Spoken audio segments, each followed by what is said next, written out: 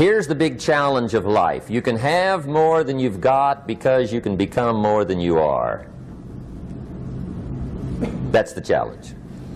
And of course the other side of the coin reads, unless you change how you are, you'll always have what you got. I have found in my experience that income does not far exceed personal development. Now sometimes income takes a lucky jump, but sure enough, unless you grow out where it is, it'll usually come back where you are. Life has strange ways. If somebody hands you $1 million, best you become a millionaire quickly, so you get to keep the money. Otherwise, sure enough, it'll disappear. Somebody once said, if you took all the money in the world, divided it up equally among everybody, it would soon all be back in the same pockets. Incredible. Success is something you attract, not something you pursue. Success is looking for a good place to stay. So instead of going after it, you work on yourself. Personal development. See, the major question to ask on the job is not what are you getting. The major question to ask on the job is what are you becoming? See, the big question is not what am I getting paid here. The big question is what am I becoming here? Because true happiness is not contained in what you get. Happiness is contained in what you become. So that's our major subject for tonight, personal development. Of all the assignments Mr. Schoaf gave me at age 25, this was probably the most difficult. In fact, I'm still working on this one. I think it's an unending challenge to see what you can become. The next subject is called Basic Laws. And it's good to study the basics. And I call these basics primarily because they come from the Bible. Now, I'm not a theologian or a minister, and that'll be apparent. But Mr. Schoaf taught me that the Bible was a good textbook for ideas and stories and success equations, how to live the better life. I found out that was true. He also taught me that the Bible is as practical as it is spiritual, and I found out that's true. If you look at your bank account and your income and you're not happy, there are several places in the Bible to check to see what the heck's wrong so you can make the changes. And we're going to cover some of those tonight, called basics. Okay. The next subject is my favorite, setting goals. Mr. Schoaf taught me how to set goals. What a favor that was. One morning at breakfast, shortly after I met him, he said, Jim, let me see your current list of goals and let's go over them and talk about them. He said, maybe that's the best way I can help you get a better direction started. And I said, I don't have a list. He said, well, is it out in the car or home somewhere? I said, no, sir. I don't have a list anywhere. He said, well, young man, that's where we got to start. He said, I can tell you right now, if you don't have a list of your goals with you, he said, I can guess your bank balance within a few $100s. Which he did. And that got my attention. I said, you mean my bank balance would change if I had a list of goals? He said, drastically. That day I became a willing student how to set goals.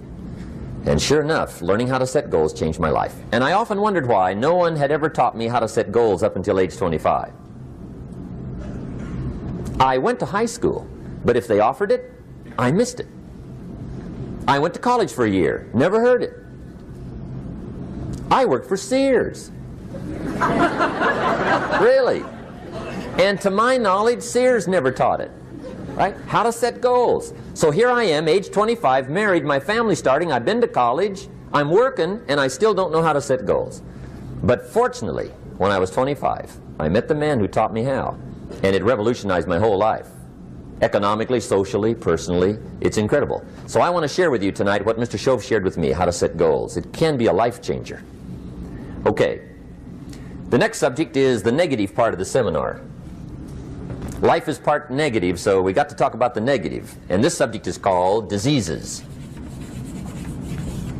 of attitude. Diseases of attitude. There's a lot of things that can wreck your chances to do well. We live in a rather dangerous world, so you got to be not only wise, you got to be careful. Now, attitude diseases are just as bad as physical diseases, right? High blood pressure, heart trouble. I mean, a lot of things will ace your chances to do well. So you've got to be careful. And attitude diseases are deadly. I mean, they'll destroy all the good things you start. Okay? So we'll go through those attitude diseases, how to spot them, how to look for them, what they are, and the cure. And I'm a pro on these because I've had them all, so I can give you excellent advice on these. Now, the last subject we're going to consider tonight is called the day that turns your life around. The day that turns your life around. And under this subject, we're going to talk about the emotions that can change your life. Human beings are emotional creatures, and emotions are powerful for life change. Now, of course, emotions are so powerful they can go either way on you. Emotions can either build or destroy. So you really have to employ emotions properly. We call civilization the intelligent management of human emotions. If you can intelligently apply your emotions in the right direction, no telling what can happen. Could turn your life around one day would be sufficient. So we'll talk about those. Okay. Now that's a lot to cover in one evening, but we'll keep at it here and see if we can't get it all done. I'd like to have you now jot down the theme of the seminar. Every seminar should have a theme, I guess. We've got one. It's on some of our literature if you happen to notice it, but if you didn't, for your notes, here it is. The theme of the seminar goes like this: the major key to your better future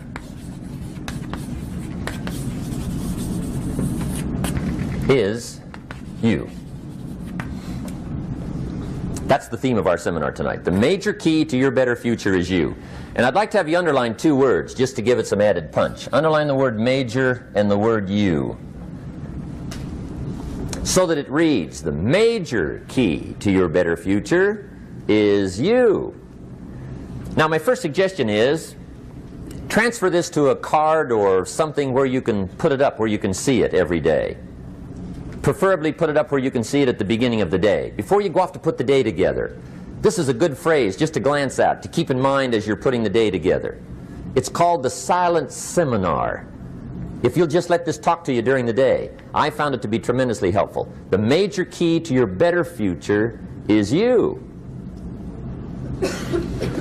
For a big share of my life now, I didn't have this one quite figured out, among a lot of things I didn't have quite figured out. Many things used to puzzle me back in those early days. I used to wonder why two people could work for the same company, one make twice as much money. Now, see, that used to puzzle me. And maybe they were the same age, graduated from the same school, live in the same community, work for the same company, with the same products and the same services. They've got the same traffic, the same problems, and one makes $1,000 a month, the other one makes $2,000 a month. Now that was my puzzling question. Why would this long list be the same and the money twice as much? I asked, what's the difference between $1,000 a month and $2,000 a month? And I don't mean $1,000 a month, right? I could figure that out. But what makes the difference? Why would one person do twice as well, 3 times as well? Speaking economically. Now, I know there's more than one way to do well. I understand that. But in this little narrow area called compensation, what's the difference? Well, back then, with my faulty thinking, I'm trying to reason it out. I thought, well, maybe time makes some of the difference, right? Some people do better because they have more time. I used to say, Harold ought to be able to do well. He's got a lot of time. If I had all of Harold's time, I could do well. Now, that's got to be dumb, right? Number one, you can't get somebody else's time. A guy says to me one time, he says, you know, if I had some extra time, I could make some extra money. I said, then forget it. There isn't any extra time. Hey, when the clock strikes 12 midnight, that about wraps it up, right? I mean, you can look around the gongs there for a little more, but it's over. You say to the guy, what are you doing? He says, I'm looking for extra time. See, they'll come and take you away, right? There isn't any more time. Now, if you can't get more time, which you can't, what could you get more of that would make a difference in economic results? And here's the key word. Make it a part of your notes. We're going to consider it tonight. The word is value. And I have a little phrase for your notes. Value makes the difference in results. Value makes the difference. You can't get more time, but you can create more value. Now here's the first lesson of economics. Everybody should learn it from the time they're old enough to understand what a dollar means, how to earn one, how to get one, how to keep one, what to do with it. First lesson of economics. We primarily get paid for value. That's lesson one. Bringing value to the marketplace, that's how you get paid. You don't get paid for the time.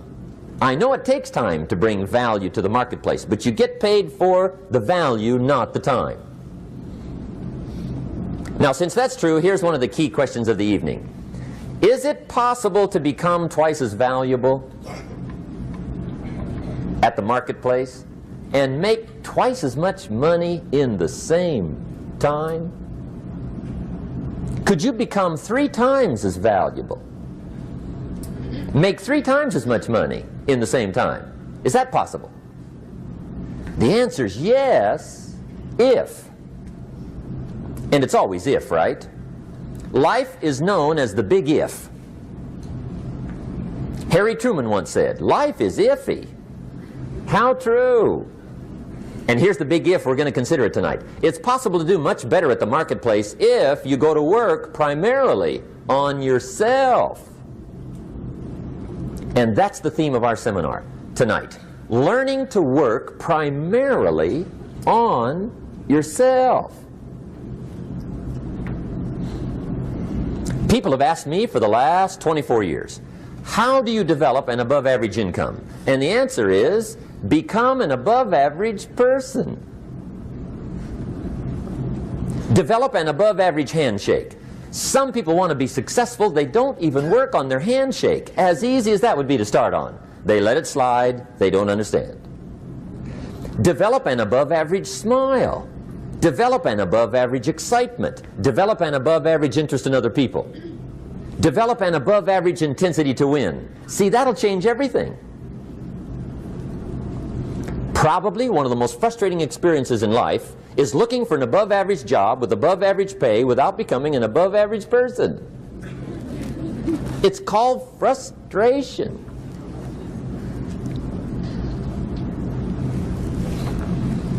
And Mr. Schoaf gave me probably the greatest clue he gave me when I first met him.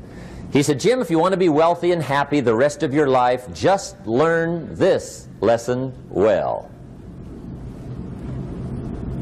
He said, learn to work harder on yourself than you do on your job.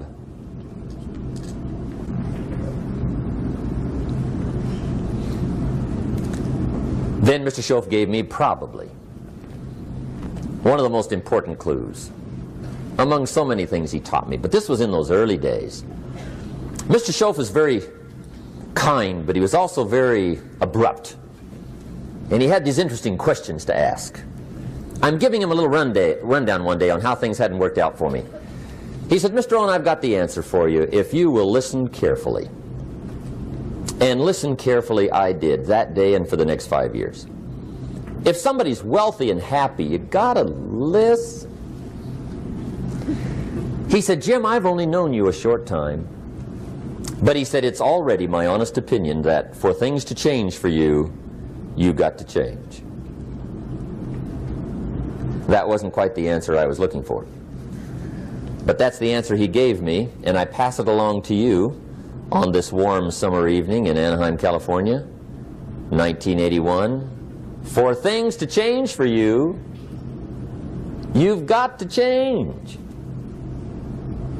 Otherwise, it isn't going to change.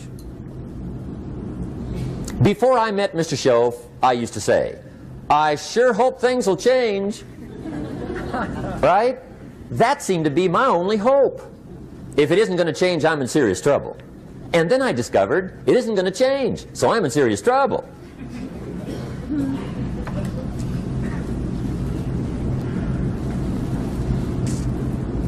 See, I can tell you what the 80s are going to be like. You have dropped into the right place. I did a seminar one time for Standard Oil executives and management in Honolulu. And we're having a conference one day on this big conference table. And one of them said to me, Mr. Rohn, you know some fairly important people halfway around the world. What do you think the 80s are going to be like? I said, gentlemen, I do know the right people. I can tell you. So they all listened very carefully.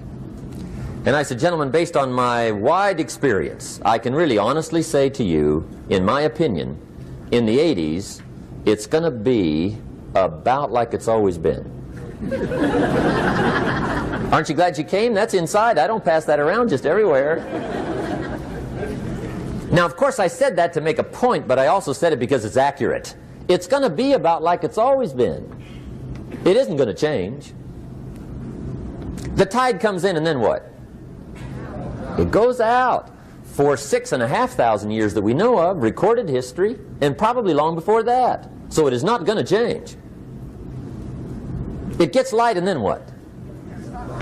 It turns dark. 6,500 years. See, it's not likely to change. And we're not to be startled by that. And if the sun goes down, the guy says, what's happened, what's happened? It means he hasn't been here long, I guess, right? It always goes down about this time. The guy says, well, I don't like that arrangement. Well, you got to talk to somebody besides me, right? It gets light, then it turns dark. In rotation, the next season after fall is what? Winter. Pray tell, how often does winter follow fall? Every year regularly for the last 6,500 that we know of. See, it is not going to change. Now, some winters are long, and some are short, and some are hard, and some are easy, but they always come right after falls. It isn't going to change. Sometimes you can figure it out, sometimes there's no way to figure it out.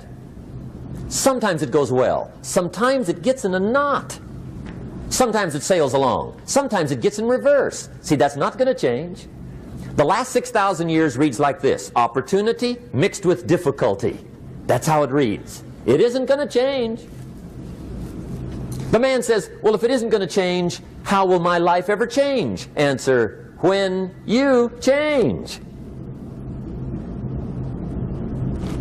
And whether I'm talking to high school kids or business executives, my message is always the same. And it goes like this: the only way it gets better for you is when you get better.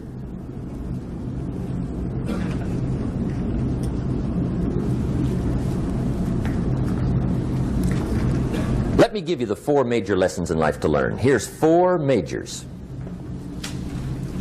It's good to study the majors. In our weekend seminar we teach. Some people don't do well because they major in minor things. You've got to be on the lookout. At the end of every week, end of every month, you've got to check, make sure you're not spending major time on minor things. Okay, we go through that whole series. Majors and minors. Now, let me give you 2 phrases before we get to the 4 majors. This will set it up and you'll see where I'm going. 2 key phrases for your notes. Here's the first one. Life and business is like the changing seasons. That's the first phrase. Life and business is like the changing seasons. One of the best ways to describe life, it's like the seasons. Frank Sinatra sings, life is like the seasons. Now here's the second phrase. Very important. You cannot change the seasons, but you can change yourself. You can't change the seasons, but you can change yourself. And see, that's how life gets better for you, not by chance, but by change. Now here's the 4 major lessons in life to learn. I've got my first book finished, came out a couple of weeks ago. This is in it, the 4 major lessons in life to learn. Here they are. Number 1, learn how to handle the winters. That's lesson 1. They come right after falls, with regularity. Some are long, and some are short, and some are hard, and some are easy, but they keep coming. You must learn to handle the nights. They come right after days. You must learn to handle difficulty. It comes right after opportunity. You must learn to handle recessions. They always follow progressions. For the last 6,000. See, it isn't going to change. The lesson you must learn is how to handle it. And there's all kinds of winters, right? The winter when you can't figure it out. The winter when it all goes smash. The winter when it turns belly up. The winter when it won't work, when you've run out of money and you've got a broken heart. See, those are winter times. There's all kinds. Economic winters, social winters, personal winters. When your heart is smashed in 1,000 pieces and the nights are unusually long, your prayers seem to go no higher than your head. It's winter time. Barbara Streisand sings, "It used to be so natural to talk about forever, but used to be's don't count anymore. They just lay on the floor till we sweep them away. You don't sing me love songs, and you don't say you need me, and you don't bring me flowers anymore." A song of winter. But see, the disappointments come. Those are normal. That's part of life. But the question is, how do you handle it? How do you handle the coming winters and the disappointments and the down times? Well, you can't get rid of January by tearing it off the calendar. But here's what you can do. You can get stronger, you can get wiser, and you can get better. The winters won't change, but you can. And that's how life changes for you. See, before I understood, when it was winter, I used to wish it was summer. I didn't understand. When it was hard, I used to wish it was easy. I didn't know. And then Mr. Schoaf gave me a part of his very unique philosophy when he said, "Don't wish it was easier, wish you were better." See, that triggered my whole life change. Don't wish for less problems, wish for more skills. Don't wish for less challenge, wish for more wisdom. That's the key. So that's lesson one, learn how to handle the winters. Here's lesson two, learn how to take advantage of the spring. That's the second one. Spring is called opportunity. And spring follows winter. What a great place for it. If you were going to put it somewhere, that'd be the place to put it, right after winter. And pray tell, how often does spring follow winter? Every year with regularity, 6,000. You can almost count on it. See, opportunity always comes. Days follow nights. Isn't that terrific? Opportunity follows difficulty. But here's what you must learn to do. Underline these two words in that key phrase. Take advantage. Underline those two. You must learn to take advantage of the spring. See, just because spring rolls around is no sign you're going to look good come fall. You got to do something with it.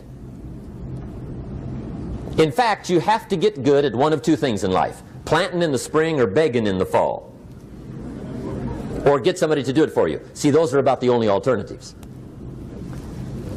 Now here's what else you must do. Take advantage of the springs quickly, because there's only a few. Just a handful of springs have been handed to each of us. They don't come forever. Life is fairly brief. So you got to read every book you can get your hands on what to do with your springs while they're here. And take advantage, they soon run out. The Beatles wrote, "Life is so short." And for John Lennon, it was extra short. But life is brief. Elton John sings, "She lived her life like a candle in the wind." It's brief. So whatever you're going to do with your life, you got to get at it. Don't just let the springs pass. Here's the third major lesson in life to learn.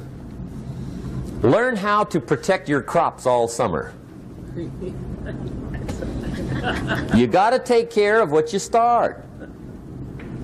Sure enough, as soon as you've planted your garden in the spring, the busy bugs and the noxious weeds are out to take it. And here's the next bit of truth. They will take it unless you prevent it. And that's the third major skill to learn. You've got to learn to prevent the intruder from taking all the good you start. It's one of the challenges. Here's two key phrases under number 3. First one, all good will be attacked on this planet. Maybe not the next one we get to, but on this one, all good will be attacked. Every garden will be invaded. Not to think so is naive. And here's the second phrase. All values must be defended. Political values, social values, community values, family values, marriage values, friendship values, business values. Every garden must be tended all summer. Third major lesson. Now here's number 4. Fourth major lesson in life to learn.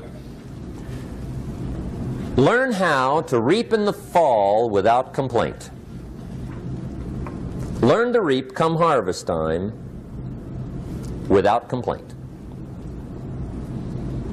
Take full responsibility for what happens to you.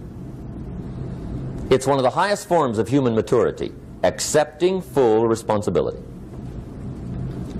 It's the day you know you've passed from childhood to adulthood, the day you accept full responsibility. And another note, learn to reap in the fall without apology.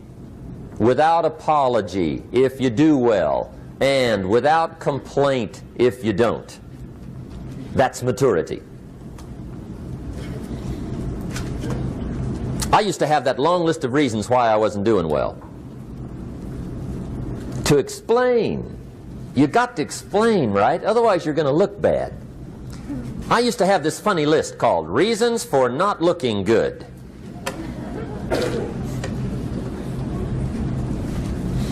I used to blame the government. I mean, you can believe that or not. It was at the top of my list. I had a lecture second to none. The government. That was on my list. I used to blame taxes. Look what you got left after they take everything. And they expect you to do well. That was on my list there. Prices, that one's easy, right? You walk into the supermarket with $20, come out with a little half bag. So I had that on my list. I used to blame the weather. I blamed the traffic. I used to blame my car. I blamed the manufacturers. I used to blame the company. I blamed company policy.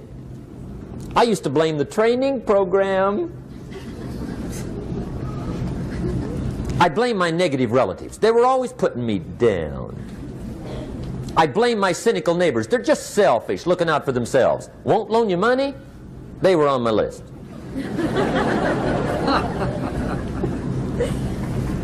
I used to blame the economy. I blamed the community. That's a pretty good list for not doing well, isn't it? I thought it was good.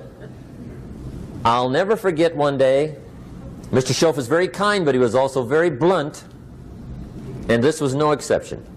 And I'm glad he was blunt. There's a lot of things I'd have missed if he hadn't have been blunt. One day, with sort of a curious look on his face, he said, "Jim, just out of curiosity, tell me, how come you haven't done well up until now?"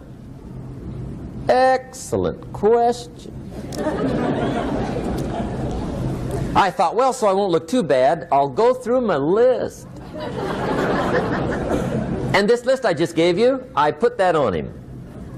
And he was very patient. He let me go through the whole thing, the government, the weather. I went through this whole thing. When I finished, he looked my list over very carefully. He said, "Mr. Rohn, big problem with your list. You ain't on it." How brilliant.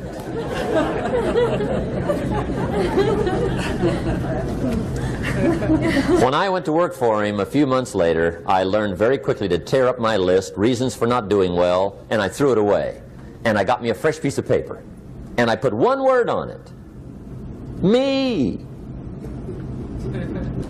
There's a Black Heritage spiritual that says, "It's not my mother nor my father, nor my brother nor my sister, but it's me, O Lord, standing in the need of prayer." See, I used to blame everything outside. And then let me give you a little philosophy that helped turn my life around.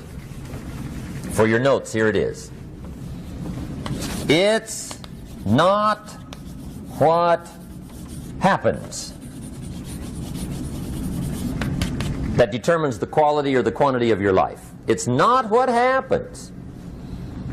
And the reason is because what happens happens to about everybody. No different. The sun went down on all of us last night. A common event, a happening. And I found out that the same things can happen to two different people. One gets rich and one stays poor. Why is that? It's because it's not what happens, but rather it's what you do that changes everything. So that's a key phrase. It's not what happens, it's what you do. What happens is about the same. You might put that in parentheses here. Same. What people do, that's what's different.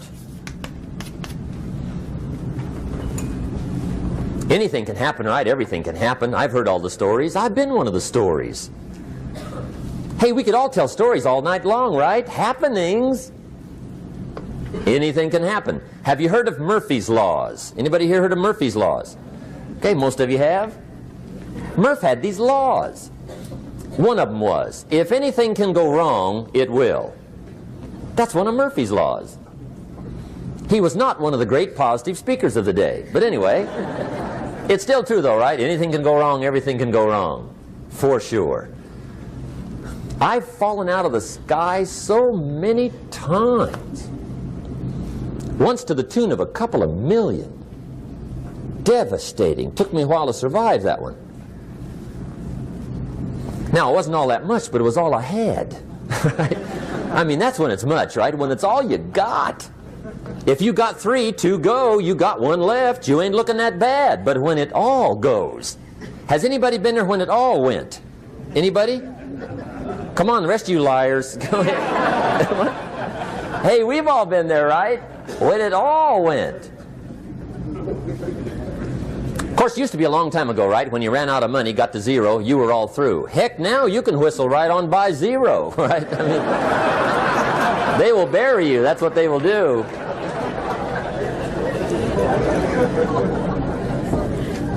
But see, those are the happenings, right? Everything can happen. Anything can happen. But it's not the happenings. It's what you do about it. Somebody says, yeah, but you don't understand the disappointments I've had. Come on. Everybody's had their share. Disappointments are not special gifts reserved for the poor.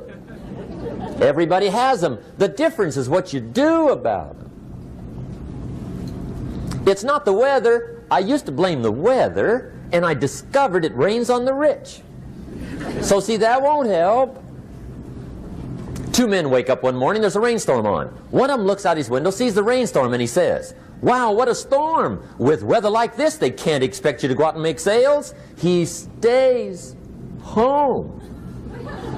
Same morning, the other guy looks out his window, sees the same storm, says, wow, what a storm.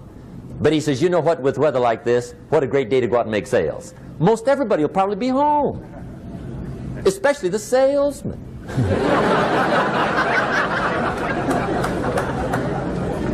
See, that's the difference in how your life works out. It's not what happens, it's what you do. So here's one of the key questions of the evening. Starting tomorrow, what are you going to do that'll make a change in your life's direction?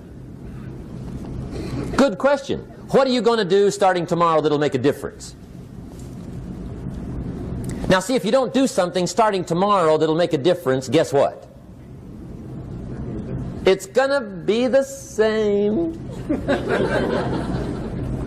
And see, that way you can guess what the next 5 years are going to be like. Look at the last 5. Because the next 5 are going to be like the last 5 unless you, major key, tomorrow, change it all. Or change a little, or change something, or don't change. It's choice time. You can do whatever you want.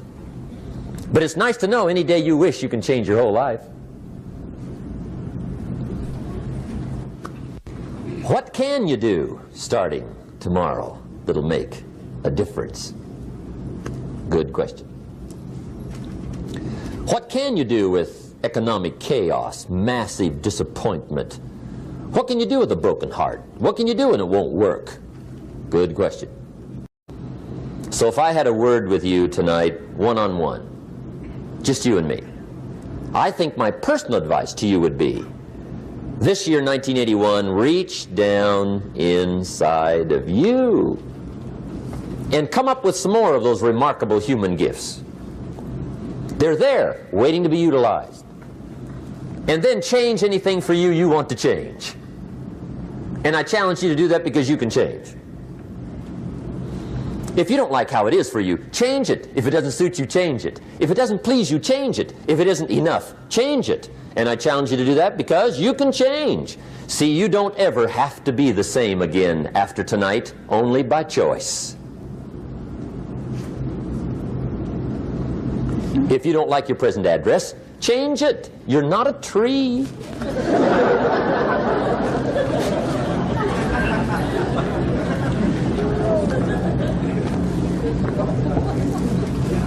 Now, let me give you 3 steps to personal development. Let's get down to the nitty-gritty. What does it take to really make the changes starting tomorrow? It takes more than philosophical pronouncement. I know that. It also takes more than enthusiasm. I know we're hearing a lot about enthusiasm these days, but see, that just won't do the job. We're still hearing the old cliches of the 30s, right? To be enthusiastic, you must act enthusiastic. But see, that's not going to help. After you have leaped about, there are some things you got to do, or it isn't going to change. See, you can get all excited about lifting 200 pounds till you get to the gym. And then you need a new excitement. And the new excitement is called discipline. Major step to human progress. Discipline. If there's one thing to get excited over, that's it. Get excited over your ability to make yourself do the necessary things. What could you make yourself do starting tomorrow that would change it all? No! Tell him. Now, see, that's exciting. On any given day, you can massively change the direction of your life. Murder is a clear example that any one person on any given day can forever alter the course of their life. It just happens to be a negative act. But just as sure as you can commit a negative act, you can also commit a positive act and forever alter your life, whenever you wish. Now that's exciting. And whatever that act might be that changes your life.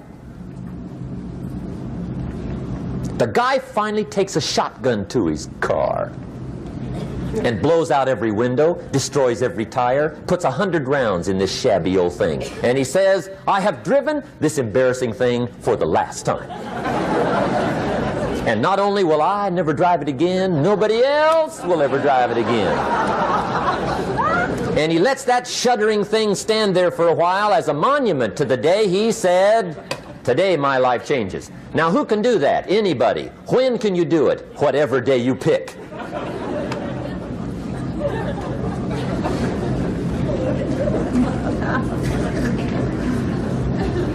Now here's the key to discipline. Start with the little disciplines, get excited over the little disciplines, and get right on those, because those will lead to the big ones. You can't handle the big challenges in life unless you take on the little ones. Make a list of all the things you can do, get right on those, discipline yourself for those, both for the results and for the muscle and for the practice, so that when life hands you some big challenges, you'll be ready, you'll have the muscle. But see, if you don't handle the small ones, you can't take care of the big ones.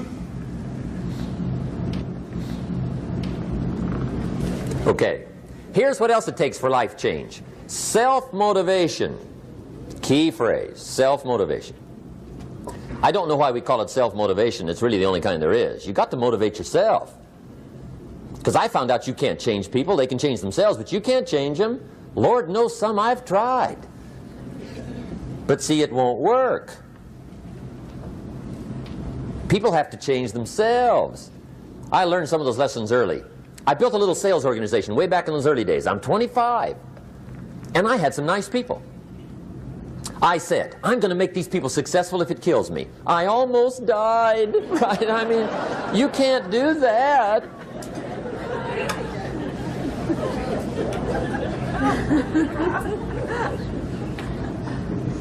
See, I've discovered this. Good people are not trained, they're found. You find good people. You don't make them good, you find them good. Training really is for the purpose of finding good people. You don't need much instruction for a good person. But too much training probably means you got the wrong people.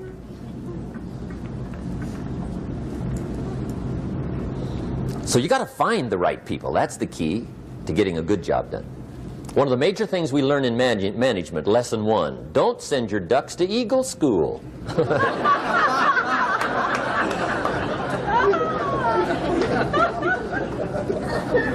Because it won't help. I mean, I'm telling you, it won't help, no matter how good your school is. And the little eagle badge and little eagle hat, I'm telling you, it won't help. It won't help. You can tell whether your school's done any good, right, is when it's over, right? The duck goes for his first rabbit and makes him a friend. You say, no, no, no. Anyway, so it takes self-motivation to really alter your life. And you don't want to give self-motivation away to somebody else and make it somebody else motivating you. The guy says, boy, if somebody just come by and turn me on.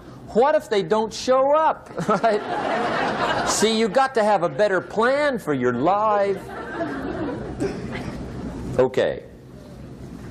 Now, if you're excited and you're ready to change, let me give you 3 steps to start life change that can change your life, your personality, your lifestyle, everything can change.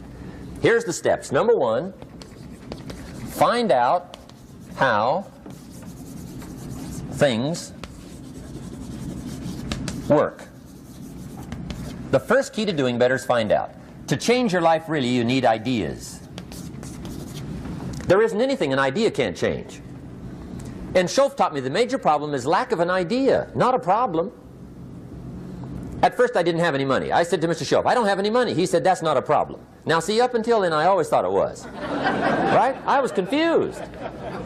He said, no, no, the problem is lack of an idea on how to create money and wealth. It isn't lack of money, it's lack of ideas. So if you get the ideas, see, you can change anything. Now to get ideas, you need a constant study of finding out.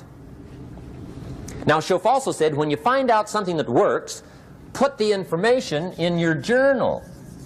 Don't use your head for a filing cabinet. Put it in your journal so that you can do the next best thing. Repetition, repetition, repetition. Go over it. And if you repeat it, go over it, sure enough, someday, some mysterious day, the idea takes root, starts to grow, and shows up in your bank account, and your dress, and your personality, and your lifestyle. But capture the ideas in your journal. Find out how things work. Schoaf gave me this word for my life change. He said, study. Great word. If you wish to be successful, study success. If you wish to be happy, study happiness. If you wish to be wealthy, study wealth. Don't leave it to chance. Make it a study. Some people just go through the day with their fingers crossed. See, that won't do it. You've got to study the things that can change your economic, social, spiritual, personal life. Now here's a qualifying phrase. And we'll have several of these qualifying phrases throughout the seminar. Here's the first one. You may not be able to do all you find out. I understand that. You may not be able to do all you find out, but you should find out all you can do. See, you don't want to wind up at the end of your life and discover that you've lived only 1/10 of it. And the other 9/10 went down the drain. Not for lack of opportunity, for lack of information. So that's number 1, find out how things work. Now here's the best human virtue for finding out, curiosity. Make a note of that. Curiosity. Be curious. You might add a word to it that'll help. Childish curiosity.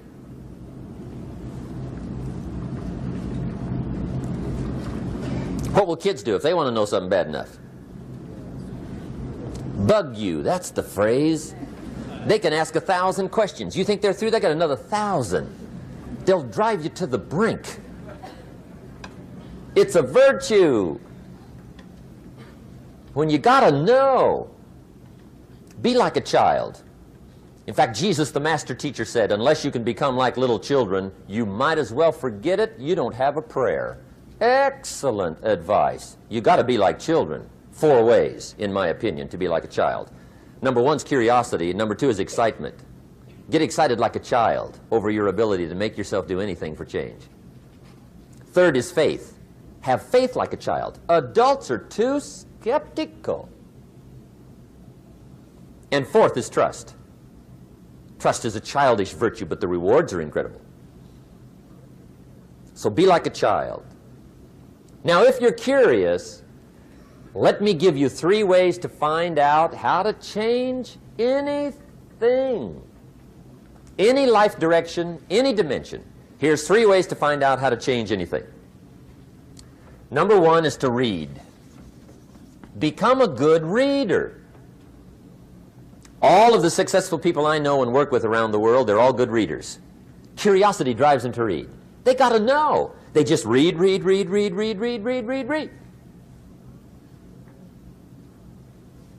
Become a good reader.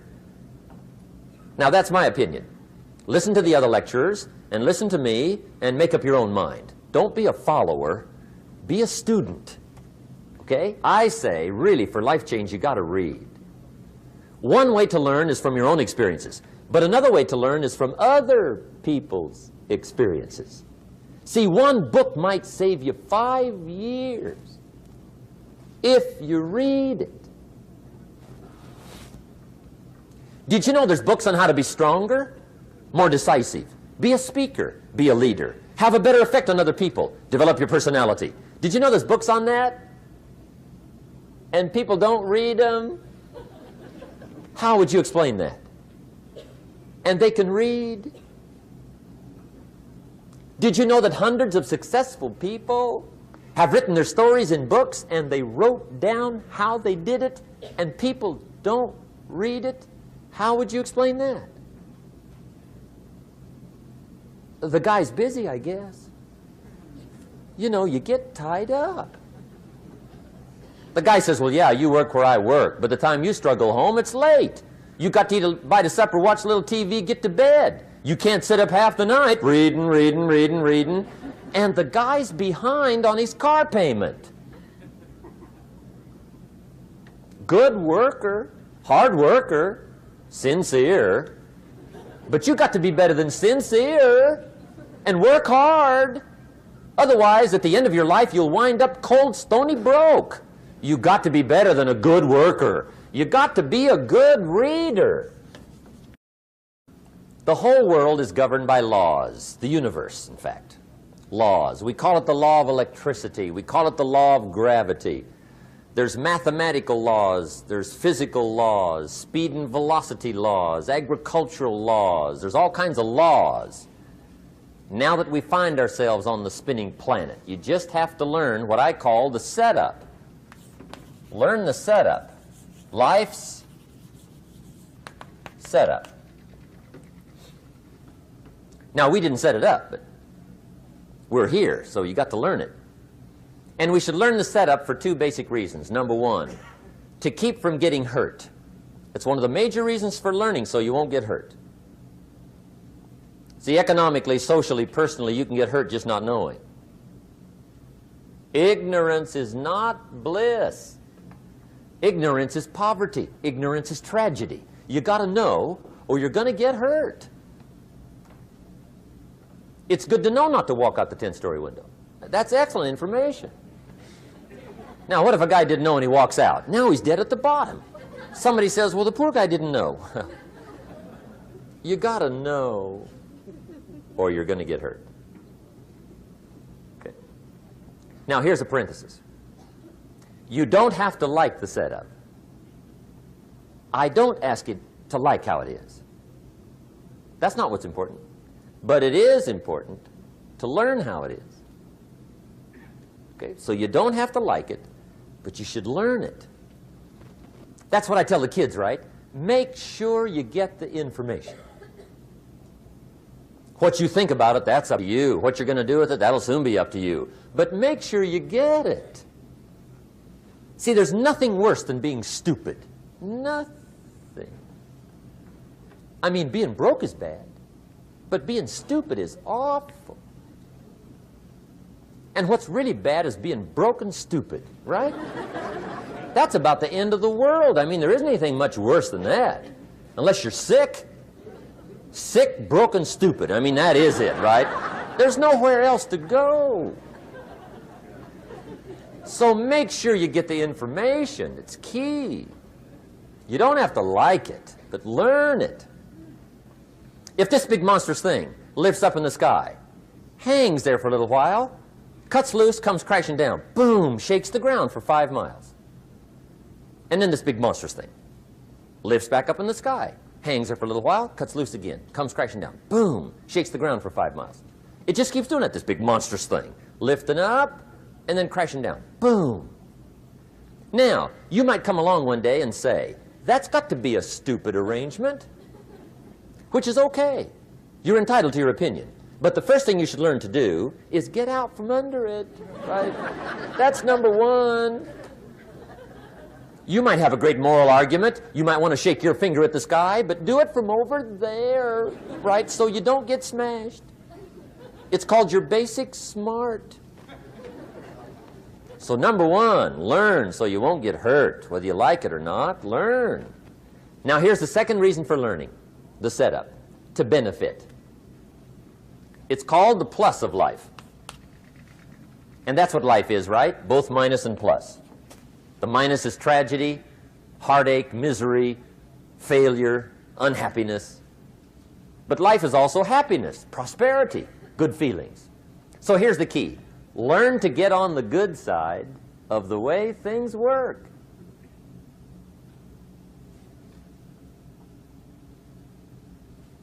Now, here's 2 of the basic laws, and we'll take our break. Shof taught me these.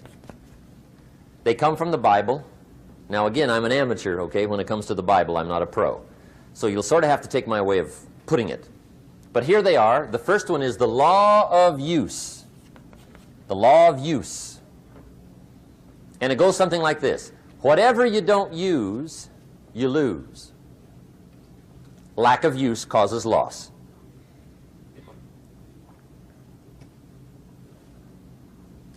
On this planet, maybe not the next one, but on this one, if you tie your arm to your body, leave it there long enough, you'll never use it again.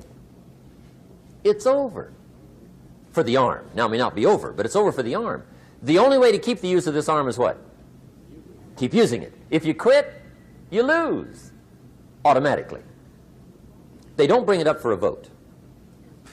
You lose automatically when you quit. Now, the same thing that goes for your arm goes for your brain, mentality. The same thing goes for all the human virtues. Ambition, unused, declines. Strong feelings, unused, diminish. It doesn't grow, it diminishes. Faith, unused, decreases.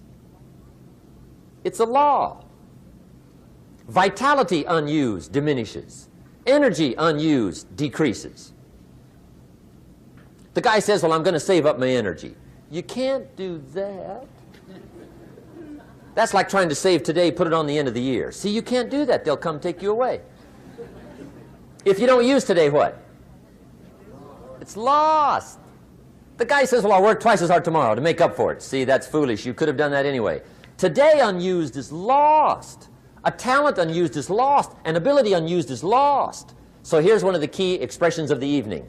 Take a new inventory of yourself. Starting tomorrow, new project. Take a new inventory. And make sure that all of your talent and ability and mentality and ingenuity and vitality and strong feelings, faith, courage, make sure that all you've got's being used. Otherwise, you lose. Now, one of the best illustrations of the law of use is a Bible story called the Parable of the Talents. The talent story. Interesting story if you haven't read it in a while. Just review it. It's a good story. An ancient story. It says there was a master with 3 servants. He got them together one day and he said to the 3, I've got these talents. And in those ancient days, a talent was a measure of gold. And he said to the 3 servants, take these talents and see what you can do with them while I'm gone. He said, I'm taking a journey and I'll be gone for a while. When I come back, we'll get together, go over the book, see how you did. He said, here's 5 of these talents for you. 5. Here's 2 of them for you. 2. And here's 1 for you. 1. The master said, take those talents, see what you can do with them. When I come back, we'll get together, we'll go over it all. The servant said, okay, master takes off. According to the ancient story, the master comes back from his trip. When he gets back, he gets the 3 servants together, and as he said he would, he asks, how did it go with those talents? You were 5. What happened? That servant said, well, I took the 5 talents you gave me, and I put them to work. A little shaky at first, but he said things finally got rolling. And he said, I poured it on. And he said, my talents grew to 7, 8, 9, 10. He said, I doubled my talents from 5 to 10. Books will show. Master said, one heck of a job. Or something like that. He said, I gave you 2 talents. What happened? That servant said, about the same thing happened to me. I put those 2 talents to work, poured it on. They grew to 3 and then to 4. He said, I doubled my talents from 2 to 4. Books will show. Master said, well done. He said, I gave you 1 talent. What happened? That servant said, well, I took the talent you gave me, and I carefully wrapped it, and I dug a hole and buried it. And camouflaged it, I suppose, right? So nobody would steal it. And he said, fortunately, nobody got it. And he said, I knew you were going to be here today, so I dug it up. Here it is, safely wrapped. I did not lose it while you were gone. According to the ancient story, the master said, take that talent away from him and give it to the man that's got 10. Now you might say, well, I don't like that arrangement. The poor guy's only got 1 talent. He's already got 10. It ought to be more even. Remember, I didn't ask you to like it. But this one I would ask you to learn, because it simply means whatever you do not employ, you forfeit. It's a law. So learn well the law of use. Now here's the second one, and we're going to take our break. Second law from the Bible. This one we've heard since we were small, I'm sure. It's called the law of sowing and reaping. In fact, we've probably heard it so often we could quote it. It says, whatever you sow, what? You shall reap. Fairly blunt, hopefully clear. Here's my first suggestion on the law of sowing and reaping. Don't try to beat it. You might as well try sitting on the sun in the morning. Keep it from coming up. You'll have better luck. Whatever you sow, you reap. Now, for a fair share of my life, I'm a bit mixed up on how all this applies. Among a lot of things I was mixed up on. I knew I wasn't reaping too good. That I understood. My problem was I was confused about what was causing it. Remember me with the funny list? I thought those are the reasons why it isn't working out well. And then Mr. Schoaf gave me the clue that helped me figure it all out. He said, Mr. Rohn, I have another answer for you. There's another way to quote this law that'll show you where the problem is so you can go to work on it right away.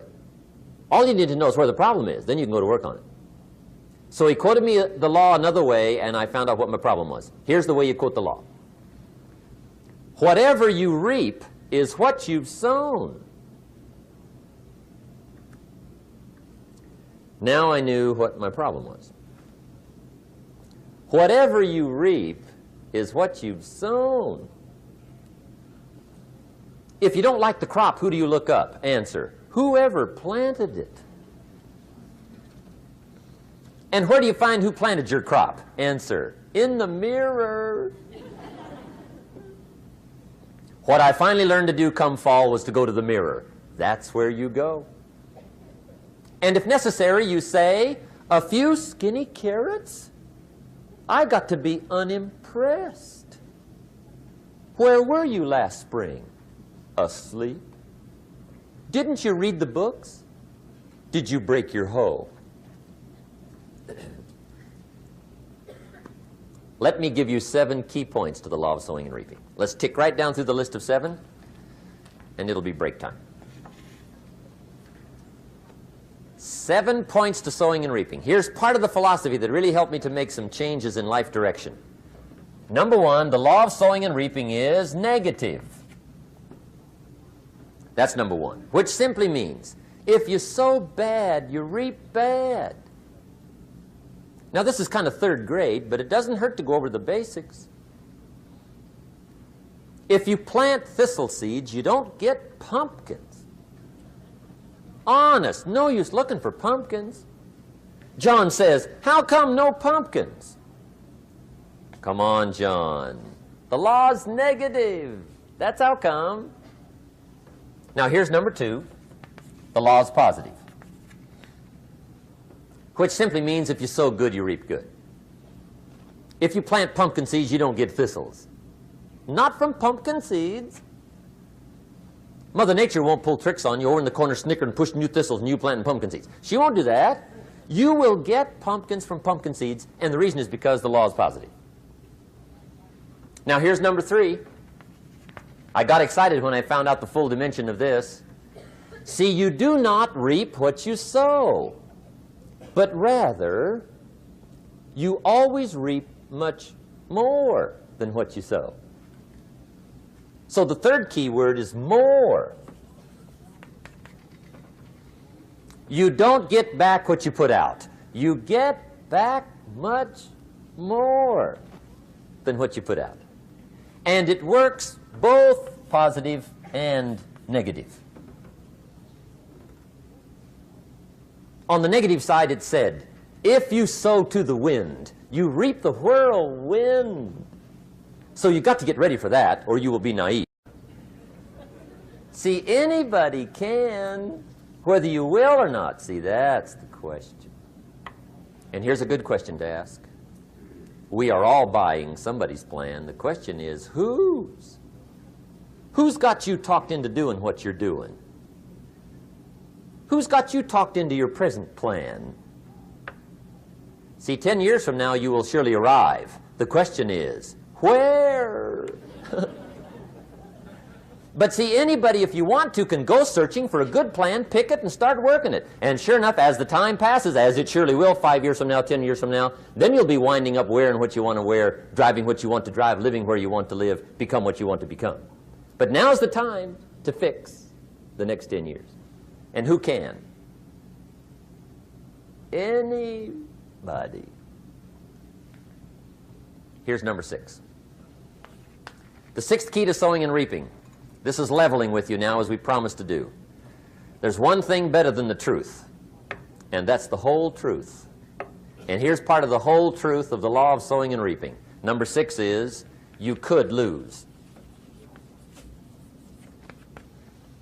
There are times when you just lose, no matter what you do. It's that kind of planet.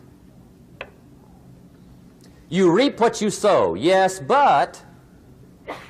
What does that mean, yes, but? Well, the farmer plants his crop in the spring, takes care of it all summer, loves his family, works 10, 12 hours a day, 6, 7 days a week, is an honorable man. Come fall, he's got a beautiful crop, and he deserves every bit of it.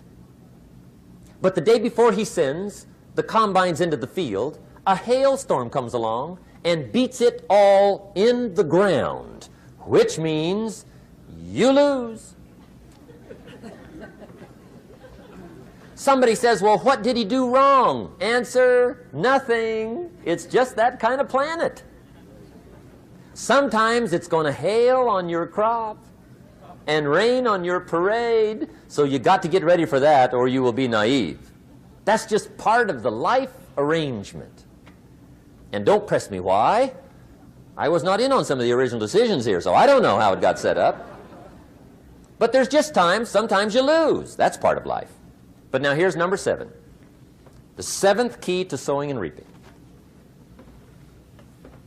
And it goes like this. It's just another way to quote the same law. And it goes like this. If you don't sow, that's just another way to quote the law. If you don't sow, what? You don't reap. You don't even have a chance. So if you looked at your game plan tomorrow, you might come to the quick conclusion, I got to get some sowing going. How true. Get you some sowing going. And remember, you've got plenty of time. You've got all the time there is. Some people spend enough TV time to make a fortune. The latest article on television watching in this country, according to the latest article, the average television is on in this country in every household 7 hours a day, called the Big 7. I asked a guy one time what his TV cost. He said about $450. I said, you forgot to look at the price tag. He said, what do you mean? I knew he was a TV watcher. I said, that television costs you, in my opinion, at least $12,000 a year. To watch it, not to own it. Owning it's cheap. Watching it is what's expensive. And I said, hey, $12,000 a year is too much to pay to watch TV. That's too much. Pay a little, but not $12,000. And he's the guy that said, I hope pay TV never comes.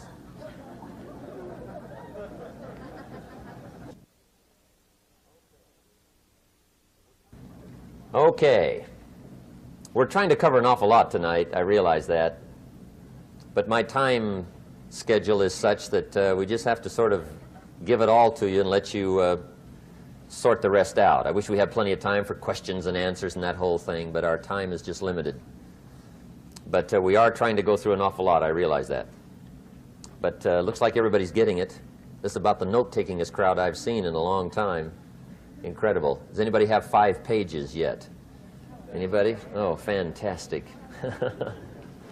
Incredible. Okay. Maybe you heard the story about the preacher down in Texas, southern part of the country.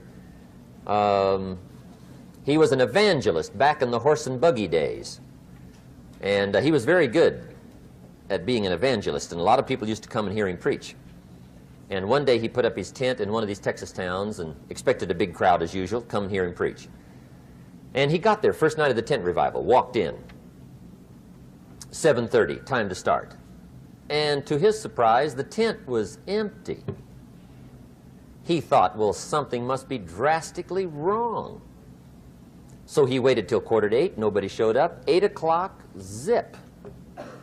Finally, 8:15, one lone cowboy wandered up on his horse, tied his horse up outside, came in, sat down on the front bench, right, waiting for something to happen. The preacher thought, well, at least I better go down and talk to the cowboy.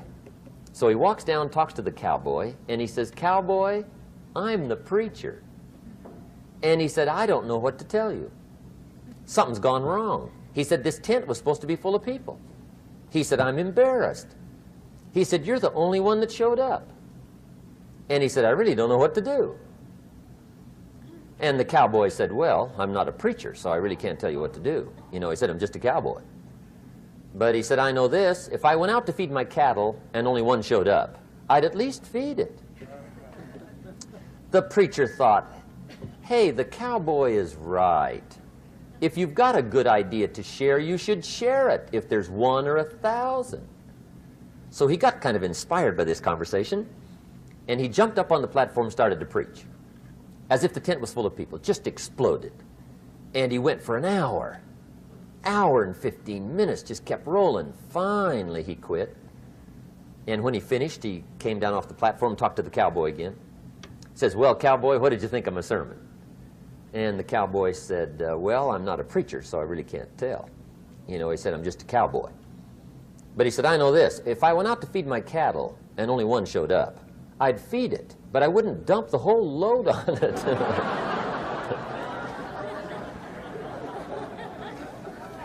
So anyway,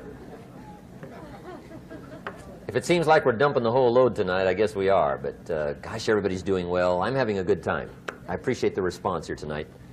Okay, the next subject is setting goals. Let me show you what turned my life every way but loose. Mr. Shoaf dropped this idea on me, changed me completely. Setting goals. Here's what can easily happen if you don't set goals. It's easy to let life deteriorate into making a living instead of designing a life. And we all have a choice. Make a living or design a life. It's easy to get trapped by economic necessity and settle for existence rather than substance. That's easy. But the best advice I can give you on how to break out of that trap is to learn how to set goals. Mr. Shoaf put it to me this way. He said, Jim, if you had enough reasons, you could do the most incredible things. I never forgot how he put that. If you have enough reasons. See, reasons will change your whole life. Mr. Shoaf said to me, he said, Mr. Rohn, I think you've got plenty of intelligence, you've got plenty of talent, you've got plenty of ability. Probably what you lack is plenty of reasons. He said, I don't think your current bank balance is a true indication of your level of intelligence. I was happy to hear that. He said, I think you're much smarter than your present bank balance indicates. And that turned out to be true. I was much smarter.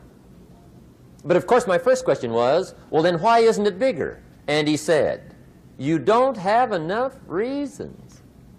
You've got enough intelligence, but not enough reasons. So see, reasons can change your life. Here's what else I found out. Reasons come first, answers come second. You don't get the answers to do well till you get the reasons. Life has a mysterious way of hanging on to all the answers and only gives them up to the people that are inspired by reasons. So reasons make the difference in how your life works out. Now, what are some of the reasons for doing well? Let's go through a quick list called Reasons for Doing Well. First is personal reasons. Some people do well for recognition. Some people do well for respect. Some people do well for the way it makes them feel. They love the feeling of being a winner. Those are good reasons. I have some millionaire friends that keep working 10, 12 hours a day, making more millions. And it's not because they need the money. It's because they need the joy and the satisfaction and the pleasure that comes from being a constant winner. And see, it's not just the money anyway. It's the journey, not the money. Once in a while somebody says to me, boy, if I had $1 million, I'd never work another day in my life. That's probably why the good Lord sees to it they don't get their million, right? They'd quit. They'd quit. Okay. Next is family reasons. Some people do extremely well for other people, and that's powerful. Human beings can greatly affect each other. Sometimes we will do things for somebody else we will not do for ourselves. We're made that way. I met a man one time who said, Mr. Rohn, to do all the things I want to do with my family around the world, he said, I got to have at least $250,000 a year. I thought, incredible.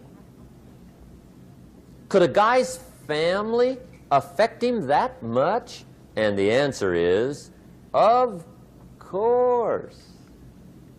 How fortunate are the people that find themselves greatly affected by somebody for personal achievement. And we are affected. The writer of a recent song said, "If not for you, the winter would hold no spring, couldn't hear a robin sing. I just wouldn't have a clue if not for you." So we can be affected. That might be one of the most stimulating reasons to do well, finding somebody. When Andrew Carnegie died, the wee little Scotsman that built the big steel industry, when he died, they opened up his desk, and in one of the desk drawers, they found a slip of paper. On that piece of paper, Mr. Carnegie had written his goal for his life, and he wrote it when he was in his 20s. And on that piece of paper, it said, "I'm going to spend the first half of my life accumulating money. I'm going to spend the last half of my life giving it all away." What a goal. He got so inspired by that goal that the first half of his life, he accumulated $450 million. And the last half of his life, he gave it all away. Good question tonight. What's got you turned on? What's got you bombed out of sight to get up early and stay up late and hit it all day? Next question. What's got you turned off? When I found the answers to those two questions, my life exploded into change. I finally found out what had me turned off, and I got that cured. And then I got me a long enough list of reasons to turn me on. And once the lights went on for me, age 25, they've never gone out. I've fallen out of the sky a few times, but I've never lost that drive to make something unique out of my life. See, reasons altered my whole life. Now, there's another list of reasons called nitty-gritty. Hard little reasons. Sometimes those little reasons are the most powerful reasons that can change your life. Sometimes it doesn't take much. I now carry several $100s in my money clip. It's only a few $100s, but it was one of those reasons turned my life around. Just before I met Mr. Schoaf, I heard a knock at the door. I go to the door, and there's a little girl standing there about this tall selling Girl Scout cookies. And she gave me one of the finest sales presentations I've ever heard. Special deal, several flavors, this whole package of stuff, $2. And with a big smile, she very politely asked me to buy. And I wanted to. Big problem. I'm broke. I don't have $2. And to this day, I can remember the pain and the embarrassment. I'm a father. I'm a husband. I've been to college. I'm working. I'm 25. I don't have $2. And I didn't want to tell her that for some reason. So I did what I thought was next best. I lied to her. I said, "Hey, look, I've already bought lots of Girl Scout cookies. I've still got plenty stacked in the house," which was not true. But it seemed to get me off the hook for the moment. She said, "Well, gosh, that's wonderful. Thank you very much." And she went away. When she left, I closed the door, and that was the day I said to myself, I don't want to live like this anymore. I've had it with lying, and I've had it with being broke. I'm never going to let this happen to me ever again. I promised that day I would work as hard as possible and would always carry plenty.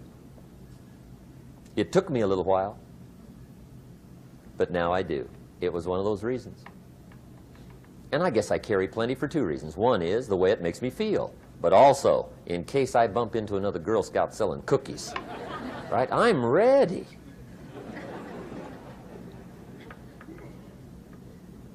I walked out of the Bank of America one time up in Saratoga, California, where I used to live. Two little girls selling candy right outside the bank. Good place. Some girls' organization they're working for, right? I come walking out of the bank. This first little girl walks up to me. She said, "Mister, would you like to buy some candy?" I said, "I probably would." "What kind is it?" She said, "It's almond roca." I said, "My gosh, that's my favorite." She said, "Wonderful."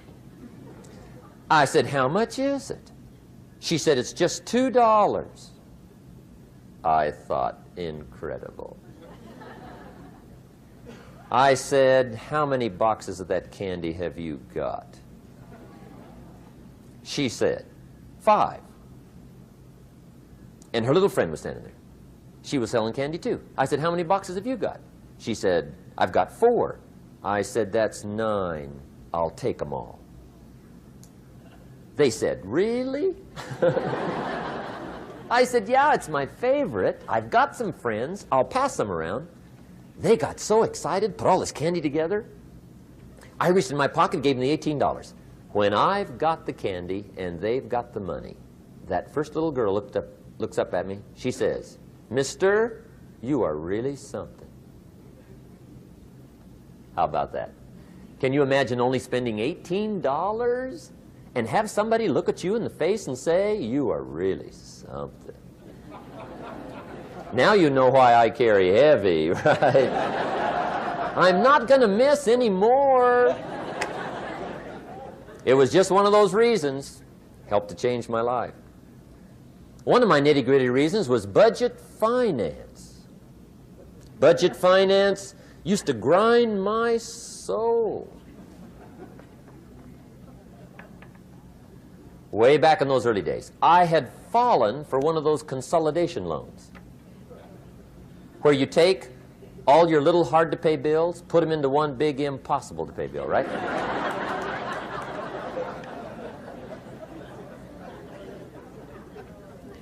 I would get 4 or 5 payments behind. This one guy used to call me day and night. I don't think they're allowed to do that anymore. Harassed me. Threatened to run me in front of the judge. Threatened to ruin my credit. Threatened to embarrass my family. One day he said, "We're going to come get your car, drag it rear end up down the street in front of your neighbors." The guy even called me a flake. And back in those days, I'm broke, I'm pitiful, there's nothing I can do about it. But I never forgot how the guy treated me. And when I met Mr. Schoaf and I got my life straightened out and the money started to flow, that was one of my first projects, budget finance. I poured it on day and night.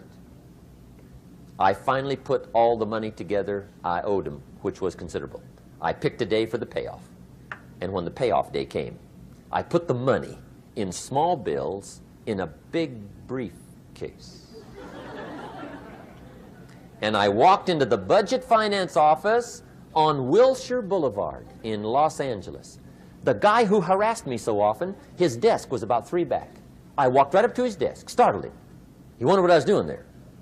It was the first time I'd been there since I'd borrowed the money, right?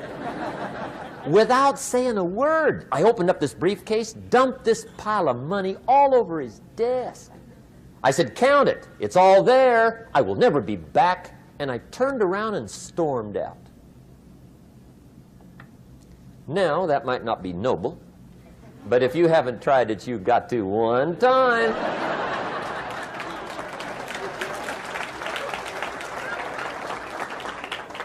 It can be the day that turns your life around. All you need is a reason that turns you on. One of my dear friends, Robert Depew, Bobby used to be a school teacher in Lindsay, olive capital of the world. Bobby taught school several years, got a little weary teaching school. One day decided he wanted to get into sales. So without telling anybody, he just up and quit his job teaching school and jumped into sales. When he did, his brother made fun of him, laughed at him, put him down. said Robert's lost his mind. Had a good job teaching school. Now he thinks he's a salesman. He's going to go down the drain, lose everything. Just put him down something fierce. Bobby said, the way my brother acted when I got into sales, he said that made me so mad, I decided to get rich. And my question for you tonight is it possible to get that mad? Of course. Wealth is not a matter of intelligence. It's a matter of inspiration. Today, Robert happens to be one of my millionaire friends. Bobby's rich.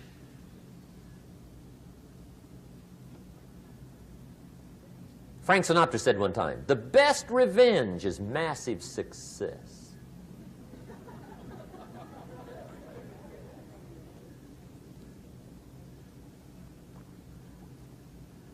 Hey, get you a long enough list of reasons so that after tonight you never lack for inspiration. You might not have all the answers right away, but you can get the answers if you can get the reasons. Now, let me give you a little simple formula for goal setting. Okay? We take 2.5 hours on the weekend for the whole 10-year plan. We don't have time for that tonight. But let me get you started with a little simple formula Mr. Schoaf gave me. And maybe this will be helpful. First of all, I've divided goals into two parts. First is long range. Long range goals. That's your dreams. Your dreams for the next 3, 5, 10, 20, 30, 40 years. Actually, the rest of your life. Your dreams. You've got to keep dreaming. Ronald Reagan, president, said to the joint session of Congress a few weeks ago, the Republic is a dream. And if we don't keep dreaming, we will lose the Republic. Your better future is a dream for yourself and for your family. Where do you want to go? What do you want to do? What do you want to be? What do you want to see? You've got to dream dreams. There's a Bible phrase that says, without dreams and visions, people perish. You've got to have something to go for that inspires the heart and the soul. Dreams. From the children of Sanchez, it says, take the crumbs from starving soldiers, they won't die. Take the bread from hungry children, they won't cry. But without dreams, we all will die. You've got to dream. Don't lose your dreams for yourself, for your future, for your family. The dreams of love and enterprise and travel and doing things, becoming something unique on your journey here. Don't lose your dreams. Do some dreaming. That's long-range goals. You've got to have those. So that's number one. Here's the second part of goals, short range. Short-range goals. That's your goals for tomorrow, this week, this month, this year, the immediate future. We call these confidence builders. Because if you set up something short-range, go for it, get it, latch onto it, work hard, accomplish it. That starts building your strong feelings to go for your dreams. Now, I've divided goals into 3 categories. Here they are.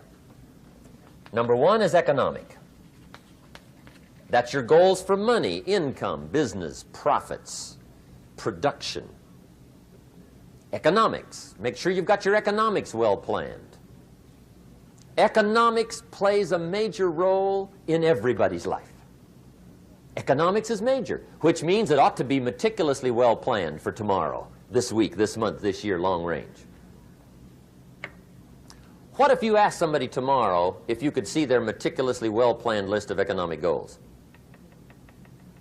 What would they probably say? They say, you some kind of a nut? You must be weird. Hey, I found out what success is. Success is doing what the failures won't do. Make sure you've got your economics well planned. It'll put you in the top 5%. One of the key little subjects we talk about on the weekend is the 7 fundamentals for wealth and happiness. And that's one of them, well-planned economics. It's a fundamental if you want to do well. Join the top 5%. Anybody in this room can join the top 5%, if you will. Okay. Now here's the second category of goals, things. Make a list of the things you want. And on my list of things, now I put everything. Little things as well as major things. Doesn't matter how small it is, it goes on my list. I used to just put major things, cars, homes. I don't do that anymore. I now load my list with everything. Everything. And the reason is, part of the fun of having a list is checking it off. That's it. Boy, at the end of the day, if you can go, got it, got it, got it, got it, got it, got it, whatever it is, right? You get into the habit. So load up your list, the things you want. Now, when you check off something major, celebrate. That's an important point to make. Celebrate your achievements. Live it up. Have a party when you reach something you've worked for a while.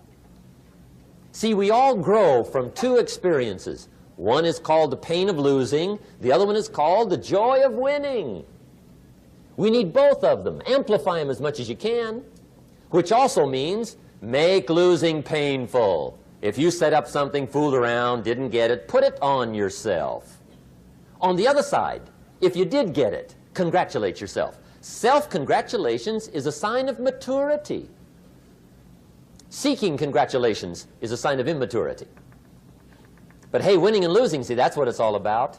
That's the name of the game. Now, some people lead such mediocre lives, at the end of the day, they don't know whether they're winning or losing. They got no clue. Guy's just going through the day with his fingers crossed.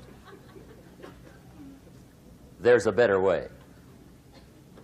Okay, here's the third category of goals, personal development. Put those goals together. Personal development goals. That's your goals to be stronger, more decisive, be a speaker, be a leader, learn a language, all kinds of skills. Okay? The whole weekend seminar was designed to improve all your skills so that you walk away more skillful. And that's what you want, the personal development skills. That's what attracts, that's what brings good things to your life, the person you become more skillful. Now, this is quite a package to work on. Economics, things, personal development. For tomorrow, this week, this month, this year, long range. Okay? That'll get you started. Now, here's the simple formula for setting goals. It goes like this. A, work on your goals. That's step one. Work on them. And I put the word work there deliberately. Setting goals is plain hard work. I don't want to kid you. We haven't come here tonight to kid each other. It's work. I know it's work. That's why a lot of people just let it slide. It's work. Many people work hard on their job, but they don't work hard on their future. They just let that slide. And the work involved is making plans. I know most people don't. I understand that, but don't let that be you. Guy says, well, yeah, you work where I work, but the time you struggle home, it's late. You've got to eat a bite of supper, watch a little TV, get to bed. You can't sit up half the night. Plan, plan, plan. And the guy's behind. Good worker, hard worker, sincere. But you've got to be better than sincere, working hard. You've got to be better than a good worker. You've got to be a good planner. Somebody once wisely said, the people who fail to plan are planning to fail. Well said. So work on your goals. Here's step two. Write your goals down. That's so important.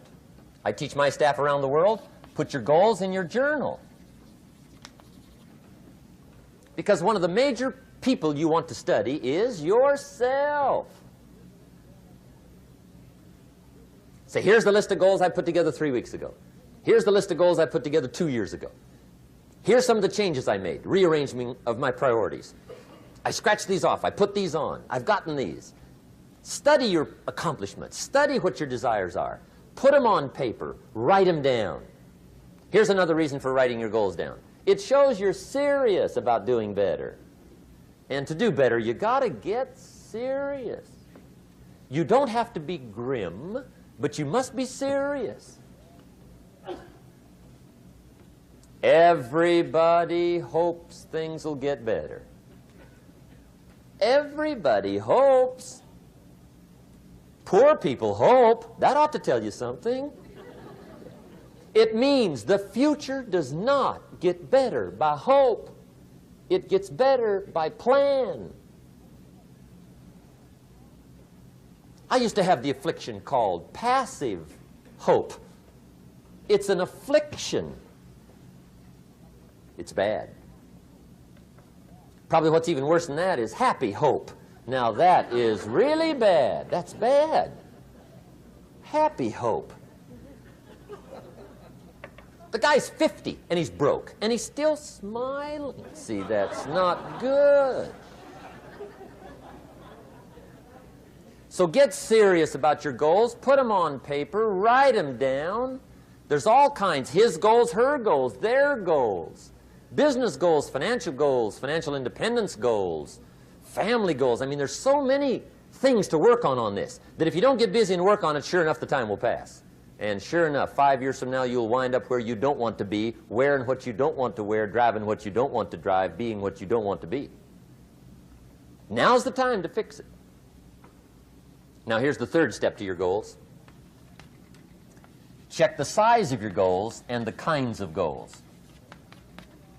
How big they are, what kind they are, affects you. And here's one of the important phrases of the evening. Your goals are affecting you, whatever they are. Your goals affect your handshake. Your goals affect your attitude, personality. Your goals affect the way you walk, the way you talk, the way you dress. All day long, we're being affected by our goals. Now, some people have goals, but they have such lousy goals. The effect is bad. I asked a guy one time, what are your goals for this month? The guy said, look, if I could just scrape up enough money to pay these lousy bills. That was his goal. I'm not saying it isn't a goal. It's a goal, but it's such a lousy goal, the effect is bad. You don't jump out of bed on Monday morning and say, oh boy, another chance to go out and scrape up the money to pay my lousy bills. See, you don't do that. Usually you say, oh, not another Monday.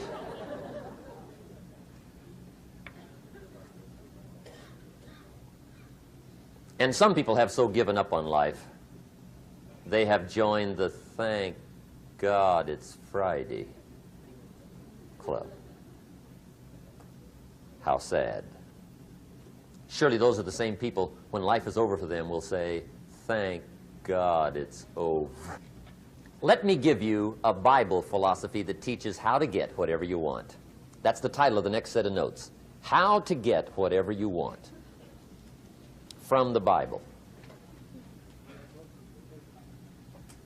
Now again, I'm an amateur when it comes to the Bible. I'm not a pro. But this I can quote, and I think that'll be sufficient.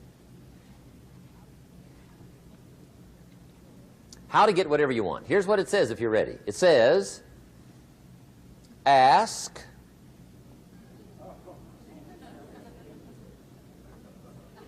That's it. End of notes. Ask. If there's one art in life to learn extremely well, that's got to be one of them. The art of asking. What does ask mean? Ask means, what do you want? And the formula is staggering. It says ask and what? A guy ought to look into that.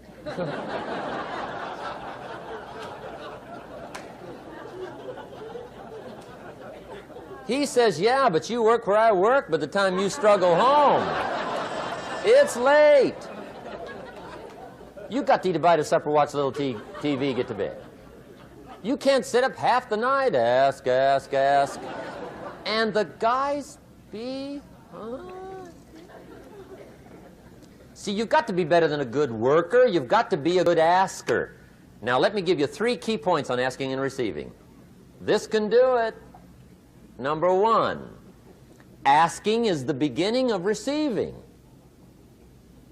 Asking starts a unique process, mental and emotional. I don't even know how it works. All I know is it works. It's like pushing a button and all this machinery starts working. I don't know how. It just works. There's a lot of things you don't need to know how. Just work them. Some people are always studying the roots. Others are picking the fruit. I mean, it depends on what end of it you want in on. Asking is the beginning of receiving, so start the process. Here's number 2. Receiving is not the problem. Receiving is automatic. Now, if that's true, receiving is not the problem, what's the problem? Failure to ask might be one of your major problems. I don't know. Check it out. The guy says, oh, now I see it. I got up last year and hit it every day, but there's not a scrap of paper with my goals on it. Good worker, poor asker. So you got to change that.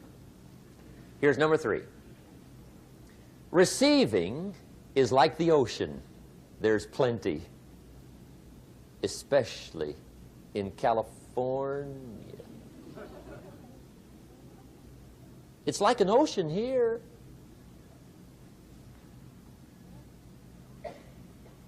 Success is not in short supply. It isn't rationed, and you stepped up to the window and it was all gone. No, no, no. It's like an ocean here. Now, if that's true, what's the problem? Well, some people go to the ocean with a teaspoon. Have you got the picture? See, what you want to do in view of the size of the ocean is trade your teaspoon for at least a bucket, and you'll look better down at the ocean. Kids won't make fun of you, right? Okay. Now, there's 2 ways to ask, and we'll wrap up goal setting. 2 ways. Here's number 1. Ask with intelligence. It didn't say ask intelligently, but I'm sure it meant that. Don't mumble. You don't get anything by mumbling. Be clear. Be specific. Intelligent asking means how wide, how high, how soon, when, what size, what color, how much. Define what you want and describe what you want. That's powerful. In the weekend seminar we teach, goals become like a magnet. They pull you that direction. And the better you describe them, the more they pull. So ask intelligently. Here's number 2. Ask with faith. That's the childish part of the equation. Believe you can get what you want like a child. Not an adult. Adults are too skeptical. So the formula really reads, make plans like an adult and believe in them like a child. And the most incredible things will happen. Just try it for 90 days. Just try it. You can always go back to the old ways. Just try it, just 90 days, 90 days. Now, here's the last qualifying phrase on goal setting, as we promised to qualify everything. And it simply goes like this. Remember, you won't get everything you want. And we've already studied the reason for that. Simply, sometimes it hails on your crop and rains on your parade. It's that kind of planet. So you won't get everything you want, but if you will work this goal-setting formula, you can get plenty for wealth and happiness. Okay, that's goal setting. We use it around the world. We recommend it. Now, maybe it won't work as well for you as it has for me. I don't know. Maybe not. But what if it did? You got to try. Okay. Here's the last subject, the day that turns your life around. Let me just quickly give you a list of 4 emotions that can change your life in one day. Emotions are powerful. Sometimes it doesn't take much to alter your whole life direction.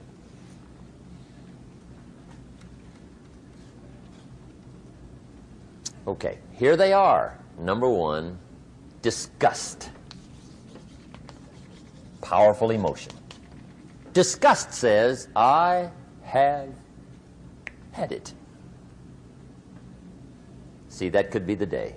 The day you can say, I've had it. And whether you've had it with something small or something major, the day you can say, I've had it, may not be the day it ends, but the day it begins. That's what I said when that little Girl Scout left my door when I'm 25. I give her the big lie, she leaves, I say, I don't want to live like this anymore. I've had it with lying and being broke. Powerful day.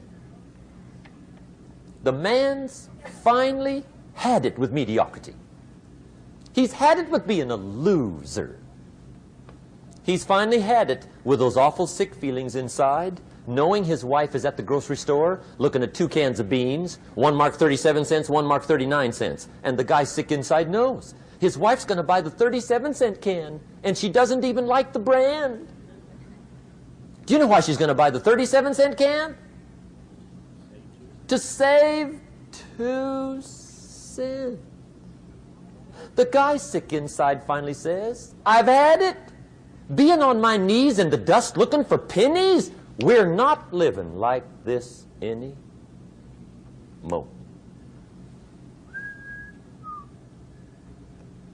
Could be the day that turns your life around. The day you can say, I've had it.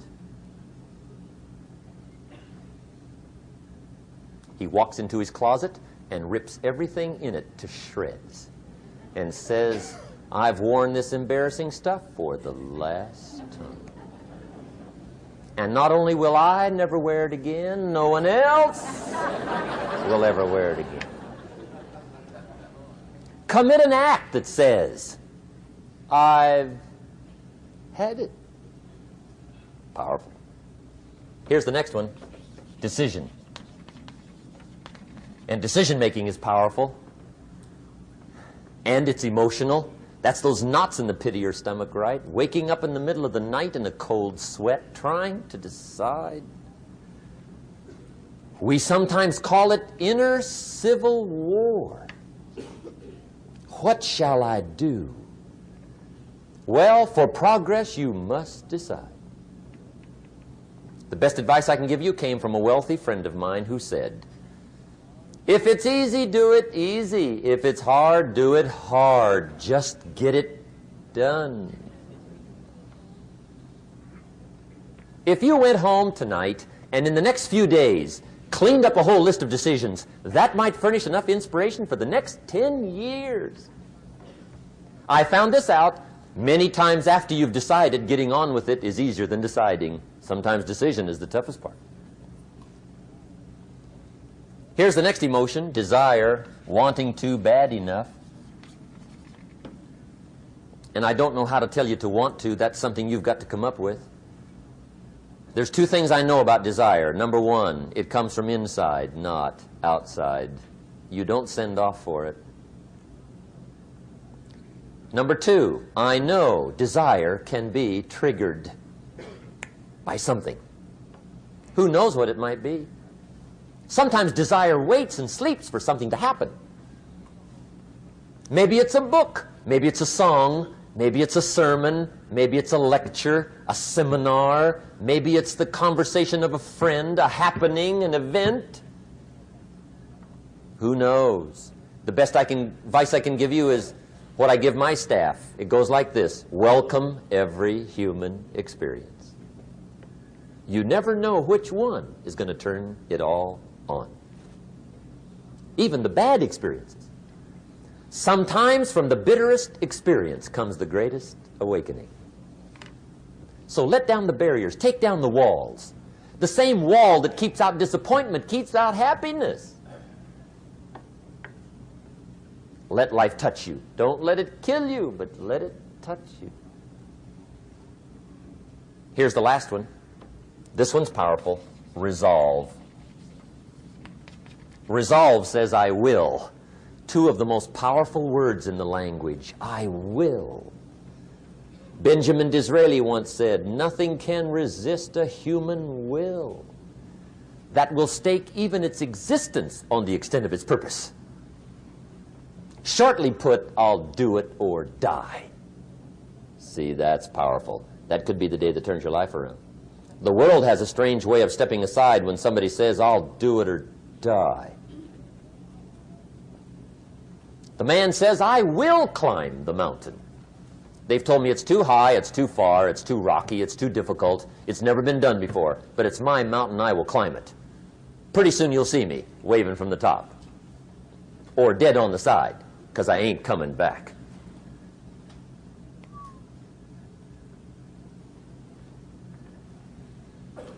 The best definition I ever got from the word resolve came from a little junior high girl in Foster City, California, up north. I'm talking to the junior high kids one day. I love to ask kids definitions. They come up with beauties. I got to the word resolve and I asked, who can tell me what resolve means? And I got several hands, and they were all pretty good, but the last one was the best. Little girl, about 3 rows back, held up her hand. She said, Mr. Rohn, I think I know what resolve means. I said, darling, what do you think it means? She said, I think it means promising yourself you will never give up. I said, that's it. Webster, stand aside. That is the definition. Promise yourself you will never give up. I asked the kids, how long should a baby try to learn how to walk? How long? How long would you give your average baby before you shut him off? How long? See, any mother in the world would say, you're crazy. My baby's going to keep trying until it learns how to walk. What a magic formula. Now let me show you what triggers all emotions into activity that brings results. And results is the name of the game. Here it is. Action. Finally, you must do something about how you feel. Jesus, the master teacher, said, don't just be listeners, be doers. The world admires the doers. Whatever it takes to get you to try harder, read more, set your goals, and go for it. Here's the next attitude disease. Over-caution. Some people never will have much. They're too cautious. Now, you can also be too reckless, but you can also be too cautious. This is called the timid approach to life. And my caution was always the risk. Risk used to drive me right up the wall. I used to say, what if this happens? It's called the language of the poor. What if this happens? And on top of that, if this was to happen, look at the fix I'd be in. I better not try. I could always ace myself out. Then I'll tell you what changed my whole life when I finally discovered it's all risky. The minute you were born, it got risky. If you think trying is risky, wait till they hand you the bill for not trying. If you think investing is risky, wait till you get the tab for not investing. See, it's all risky. Getting married is risky. Having children is risky. Going into business is risky. Investing your money is risky. It's all risky. I'll tell you how risky life is. You're not going to get out alive. That's risky. The Englishman says, well, if that's the way it's going to work out, let's give it a go. Right, that's what it's for. Give it a go. Somebody says, yeah, but I'm looking for safety and security. Fine, then huddle in a corner. We'll cover you with a sheet, bring you 3 meals a day. And we'll protect you, feed you, look after you, care for you. We won't let anything happen to you. And you'll probably live to be 100. The guy said, well, yeah, I'd live to be 100. But what a way to live. Right. What a way to live, safe and secure. Don't ask for security. Ask for adventure. Better to live 30 years full of adventure than 100 years safe in the corner. And see, it's not important how long you live. What's important is how you live. Here's the next attitude disease. We're almost through with this motley list. In fact, we're almost through. Hang on.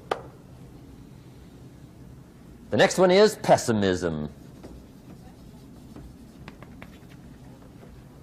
Pessimism, the deadly disease of always looking on the bad side, the problem side, the difficult side, checking all the reasons why it can't be done.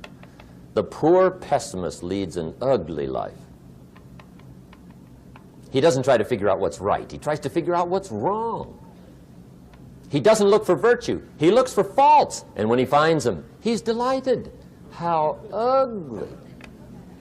This is the poor guy who looks through the window, doesn't see the sunset. He sees the specks on the window.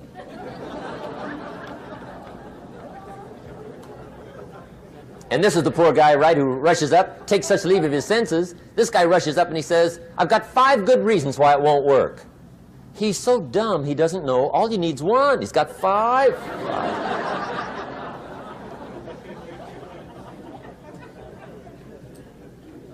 To the pessimist, the glass is always half empty. To the optimist, the glass is half full. Why would the same measure affect people 2 different ways? Answer, it all depends on how you look at it. Our lives are mostly affected by the way we think things are, not the way they are. The way we think they are affects us most. There's a subject we don't have time to get into tonight called better thinking habits. One of the major things Shove taught me when I met him, he said, poor thinking habits keeps most people poor. Not poor working habits. Most people work hard, but they don't think hard. And Shove taught me that the mind is like a factory, a mental factory. And whatever you think about all day long pours ingredients into this mental factory. And that's what builds the economic, social, financial fabric of your life. He quoted me a Bible phrase that says, as you think, so you become. How awesome. When he talked about poor thinking habits, he had me. I used to start the day reading the morning newspaper. I mean, you can believe that or not. I'd get a cup of coffee and read the paper. I'd load up on wars and riots and murders and stabbings and killings and bank robberies and muggings and car wrecks and tragedies. I'd even read the back pages. I seem to like that stuff for some weird reason. I'd load up on all that, and then I'd start the day. You can imagine the kind of days I used to have. You walk around on your financial knees. They call you economic peewee.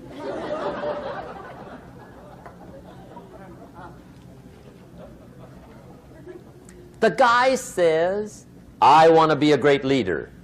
Wonderful. The first thing we do is follow him to his house. When we get there, we walk in and check his library, number 1. Somebody says, well, why check his library? The reason is because what a man reads pours massive ingredients into his mental factory, and the fabric of his life is built from those ingredients. You would not believe what some people have got in their house to read. You would not believe. One of the best dressed up words I know for a lot of it is trash. Can you imagine dumping a barrel of trash into this mental factory every day and coming out with a rich, dynamic, positive life? It can't be done. You might as well try making a cake with cement. The kids back in Danbury, Connecticut, high school, they're asking me questions one day. I'm talking to the kids. Kids got good questions these days. One of them said to me, Mr. Rohn, how do you build the good life? I said, it's simple. It's not easy, but it's simple. Here's how you build anything. Select the right ingredients, keep out the wrong ingredients, and it starts with thought. Everything starts with thought. So you must be wise and careful what you think about, because that starts everything. You got to be wise and careful. I asked the kids, what would happen if somebody dropped sugar in my coffee? They said, well, you'd be okay. I said, what if somebody dropped strychnine in my coffee? They said, well, you'd be dead. I said, correct. Lesson 1. Life is both sugar and strychnine. You gotta be careful. I said, what if my worst enemy drops in the sugar? They said, will you be okay? I said, what if my best friend, even by accident, drops in the strychnine? They said, well, you'd be dead. I said, correct. Lesson 2, watch your coffee.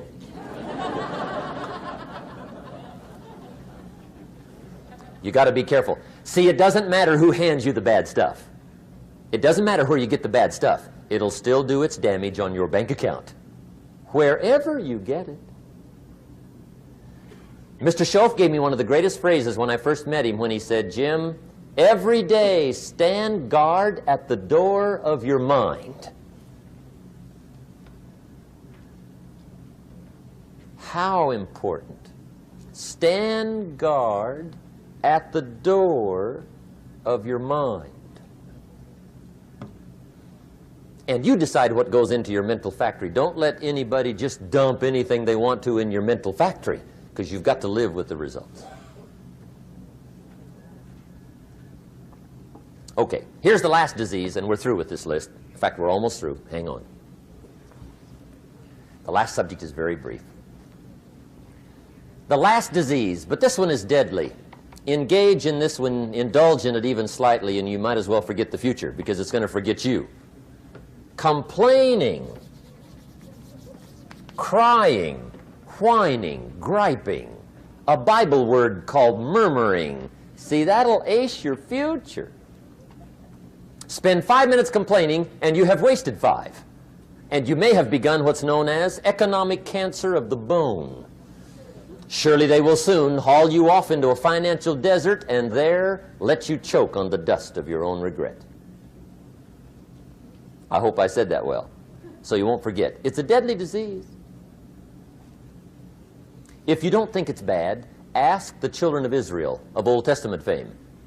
Typical of us all, their story just happened to get in the book. Story says, children of Israel were slaves. God performed a series of dazzling miracles and got them out. And now they're heading for the promised land. Remember the story? Heading for the promised land. Tragedy of the story, they never got there. Reason. From day one, they started to complain. They griped about the water. They griped about the weather.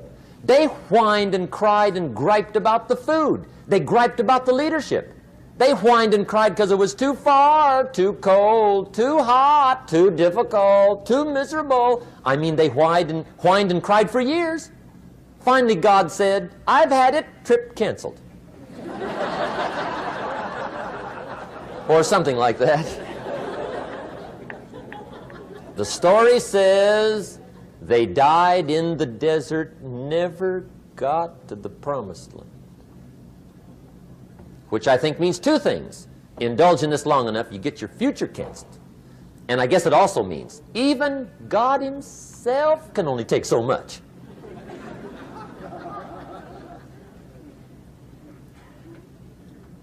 Okay. Just be on the lookout of the things that can destroy all the good you start. The war is on. And this evening, tomorrow, mentally, personally, socially, economically, you got to make sure you're winning the war. And this is part of it.